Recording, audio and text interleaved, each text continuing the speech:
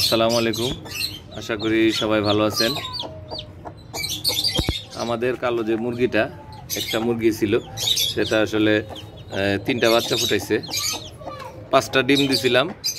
তো 5টা ডিম থেকে একটা আগেই দেখছি যে ডিমটা জমে নাই, তো ওটা সরাই ফেলছি। তো বাকি 4টা আমার মনে হয় যে জমছিল, সেখান থেকে আজকে 3টা বাচ্চা ফুটছে। আজকে সারাদিন চলে গেল, এখনও ডিমটা ফুটে নাই।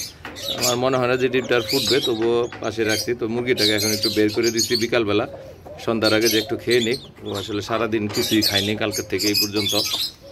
মুরগি কুচে আসলে আসলে খেতে চায় না। তো যে এটা মজার বিষয়টা হলো যে আমার এখানে কোনো মোরগ নাই, কিন্তু মুরগির বাচ্চা আসলো কোথা থেকে। তো যে ডিমগুলি ফার্টাইল হলো কিভাবে?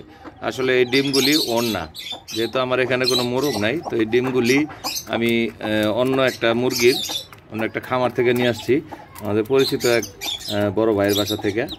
তো ওখান থেকে এই মুরগির বাচ্চাগুলি, ডিমগুলি আনছি। 4টা ডিম 5টা ডিম আনছিলাম। যেহেতু যে দেখলাম যে ও তো কুচে বসে থাকবে, তাই ওকে কিছু ডিম দিয়ে বসাই দিই, যাতে ওই সময়টাও কাটে। কারণ এই টাইমে ও নাহলে কুচেটা ছুটতে অনেক সময় লাগে, আর ওর উপরে একটা ধকল যায়। তো এটাও একটা প্রাকৃতিক একটা নিয়ম অনুযায়ী যে ও কুচেতেই থাক, আর পাশাপাশি দেখি যে বাচ্চা তোলা যায়নি। তো 4টা 5টা ডিম আইনা ওরে বসাই দিছি। আলহামদুলিল্লাহ আজকে 18-20 দিন পরে ও বাচ্চাগুলি ফুটছে। সকালে দেখি বাচ্চাগুলি ফুটে রয়েছে। তো দেখা যাক যে এগুলি কীরকম বাচ্চা হয়। এগুলি আসলে এগুলিও ক্রস ব্রিডের বাচ্চা, আসলির সাথে ক্রস। এইটা মুরগিটা যেরকম এরকম এগুলিও। তো দেখা যাক এগুলি থেকে কীরকম বাচ্চা বা কী হয়। তো ধন্যবাদ সবাইকে ধৈর্য ধরে ভিডিওটা দেখার জন্য। আজকে ওদেরকে কোনো খাবার দিইনি এখনও। আসলে বাচ্চা ফোটার 48 ঘন্টা পর্যন্ত কোনো খাবার না দিলেও চলে, এরপরে ওদেরকে খাবার দিতে হবে। তো আজকে যেহেতু 24 ঘন্টা হয়নি এখনও, ওরা এখনও একটু দুর্বল। তো ওদের মার সাথে বসায় রেখে পরে কিছু খাবার দিয়ে দিব।